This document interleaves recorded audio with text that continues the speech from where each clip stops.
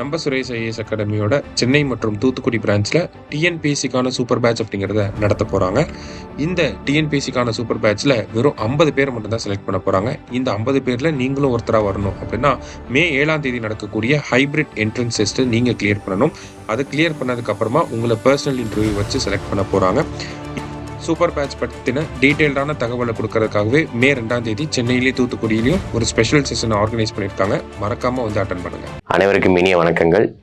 நம்ம இன்ஸ்டியூட்ல வந்து பார்த்தீங்க அப்படின்னா பொது தமிழுக்கு ஃபைல் ப்ராக்டிஸ் அப்படிங்கிற ஒரு ப்ரோக்ராம் வந்து பார்த்தீங்கன்னா பிளான் பண்ணி லான்ச் பண்ணியிருக்கு.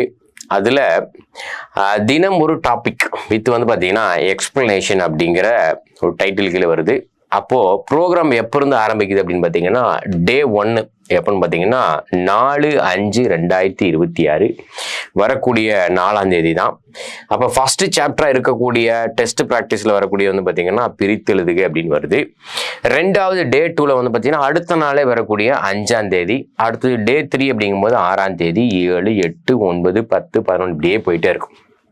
இப்போ இது எந்த அடிப்படையில் வச்சிருக்கு அப்படின்னு பார்த்தீங்கன்னா டிஎன்பிஎஸ்சி தரப்பில் என்ன பண்ணியிருக்காங்கன்னா ஒரு சிலபஸ் வந்து பார்த்தீங்கன்னா கொடுத்துருக்காங்க. அந்த சிலபஸை பேஸ் பண்ணி இருக்கக்கூடிய சாப்டர்ஸ்க்கு எல்லாத்துக்குமே வந்து பார்த்தீங்கன்னா PYQ அப்படிங்கிற நம்மக்கிட்ட ஒரு புக்கு இருக்கு. சரிங்களா, நீங்கள் தனியாக கொஷின் போட்டாலும் சரி பார்த்தாலும் சரி நம்மக்கிட்ட இருக்கக்கூடிய புக்கை வாங்கி நீங்கள் ப்ராக்டிஸ் பண்ணாலும் சரி.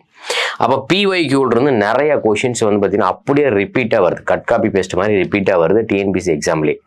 அப்போ அது வந்து பார்த்தீங்கன்னா எல்லாரும் தெரிஞ்சிருக்கணும். PYQ வந்து பார்த்தீங்கன்னா ரொம்ப ரொம்ப இம்பார்ட்டன்ட். சரிங்களா, எந்த ஒரு நமக்கு எக்ஸாம் போனாலும் PYQ பார்க்குறது நமக்கு பேஸு. சரிங்களா, அதை வச்சா தான் நமக்கு நிறைய ஐடியாஸும் கிடைக்கும் எப்படி கொஷின் ஃப்ரேம் பண்ணுறான் அப்படின்ட்டு.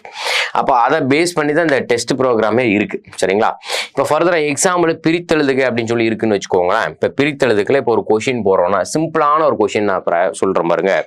இப்போது தம் உயிர் அப்படிங்கிற ஒரு கொஷின் இருக்குன்னு வச்சுக்கோங்களேன். தாயும் மூ ஈர் தம் உயிர் எப்படின்னு ஒரு கொஷின் இருக்குது. இது ஆக்சுவலாக 6th புக்கில் இருக்கக்கூடிய கொஷின் தான். அப்போ இதை பிரித்து எழுத சொல்கிறான் அப்படின்னா எப்படி பிரிப்போம் அப்படின்னு பார்த்தீங்கன்னா தம் கூட்டல் உயிர் அப்படின்னு சொல்லிட்டு என்ன பண்ணுவோம் அப்படின்னு பார்த்தீங்கன்னா பிரிப்போம்.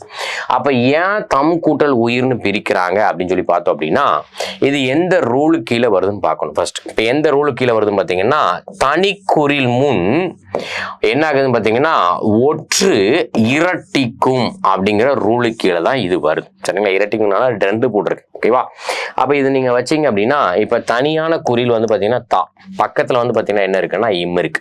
அப்போ இந்த இம்முக்கு இன்னொரு இம்மு வரும் அப்படின்னு அர்த்தம். அப்போ தனிக்குறில் முன் ஒற்று இரட்டிக்கும் அப்படிங்கிற ரூலுக்கு கீழே வரும். அப்போ ஆல்ரெடி வந்து பார்த்தீங்கன்னா வருமொழியில் என்ன இருக்குன்னா ஊ இருக்கு. அப்போ இந்த இம்மு ஊவு சேர்ந்து என்ன ஆயிரும் பார்த்தீங்கன்னா மூவாயிரம். ஆல்ரெடி ஒரு இம் இருக்கு. அப்போ இந்த தா அப்படிங்கிறத இங்கே அப்படியே சேர்த்தலாம். மீதி இருக்கக்கூடியது வந்து பார்த்தீங்கன்னா ஈர் அப்படின்றோம். அப்போ தம் உயிர் அப்படிங்கிறத பிரித்தோம் அப்படின்னா தம் கூட்டல் உயிர் அப்படிங்கிறத பிரிக்கணும். அப்போ நீங்கள் இங்கே டெஸ்ட் போடும்போது இந்த கொஷின் இருந்ததுன்னு வச்சுக்கோங்களேன், இந்த கொஷினுடைய சொல்யூஷன் பின்னாடி அப்படியே வச்சிருவாங்க.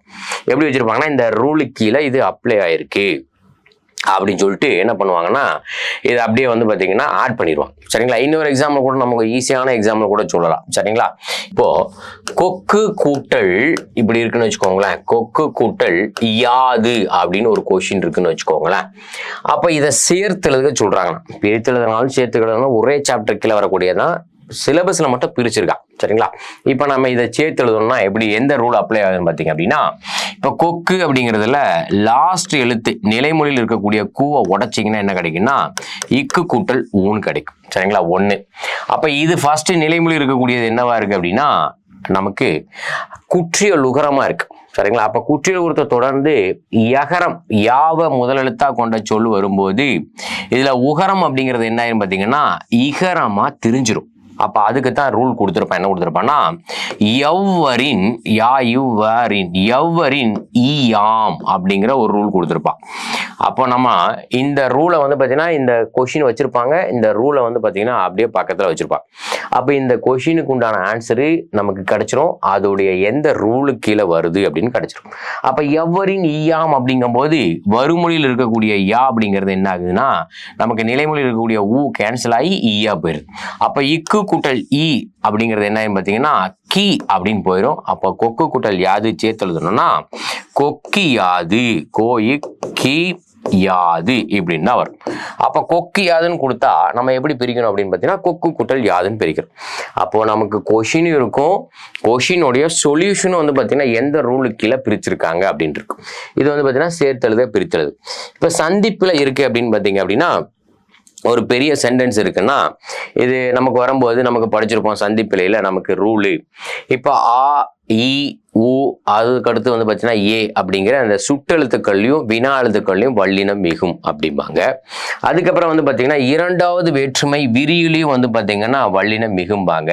நாலாவது வேற்றுமை விரியிலையும் வல்லினம் மிகும்பாங்க. அதே மாதிரி வந்து பார்த்தீங்கன்னா 3 4 5 5 7 இதோடைய வேற்றுமை தொகையில உருபும் பயனும் உடன் தொகை தொகையில இந்த உண்மை தொகையில அதே மாதிரி ஓரெழுத்து ஒரு மொழியில இந்த மாதிரி நமக்கு செட் ஆஃப் ரூல்ஸ்ல ஒரு 30 பாயிண்ட் இருக்கு சந்திப்பிலையில. அப்போ ஒரு கொஷின் இருக்குன்னா அந்த கொஷின் எதை பேஸ் பண்ணியிருக்கு, அதோடைய ரூல் என்ன அப்படின்னு சொல்லிட்டு பக்கத்துல பிராக்கெட் அடிச்சு சொல்யூஷன் கொடுத்துருவாங்க. சரிங்களா? அதே மாதிரி தான் குறில் நெடில் வேறுபாடு. அப்போ குறில் நெடில் வேறுபாடுல நமக்கு குறில் எழுத்துடைய வேறுபாடு என்ன, நெடில் எழுத்துடைய வேறுபாடு என்ன, அதோடைய மீனிங் என்ன, எங்க இருக்கு, எப்படி இருக்கு அப்படின்னு சொல்லிட்டு அதுக்கு சொல்யூஷன் கொடுத்துருவாங்க. அதே மாதிரி லகர வேறுபாடு. அப்போ 3 லாக்கு உண்டான வேறுபாடு, அதுக்கு உண்டான சொல்யூஷன். அப்போ நமக்கு டெஸ்ட் போடுறோம். டெஸ்ட்ல வந்து பார்த்தீங்கன்னா சொல்யூஷன்ல ஆன்சர் மட்டும் இல்லாம அதோடைய ஃபுல் எக்ஸ்பிளனேஷனோட கொடுத்துருவோம். அதனாலதான் வந்து பார்த்தீங்கன்னா தினம் ஒரு டாபிக் வித் எக்ஸ்பிளனேஷன் அப்படிங்கிற டைட்டிலே வச்சிருக்காங்க. சரிங்களா? நீங்க டெய்லி வந்து பார்த்தீங்கன்னா ப்ராக்டிஸ் பண்றதுனால என்ன ஆகுதுன்னா நமக்கு பழைய கொஷின் பார்த்த ஒரு ஃபீல் கிடைக்கும். இன்னொன்று வந்து பார்த்தீங்கன்னா நமக்கு நல்ல கைட் பண்ணக்கூடிய ஒரு சொல்யூஷனும் இருக்கு. சரிங்களா? இது எல்லாத்துக்குமே கண்டிப்பா யூஸ் ஆகும். ஓகேங்களா? Right, thank you.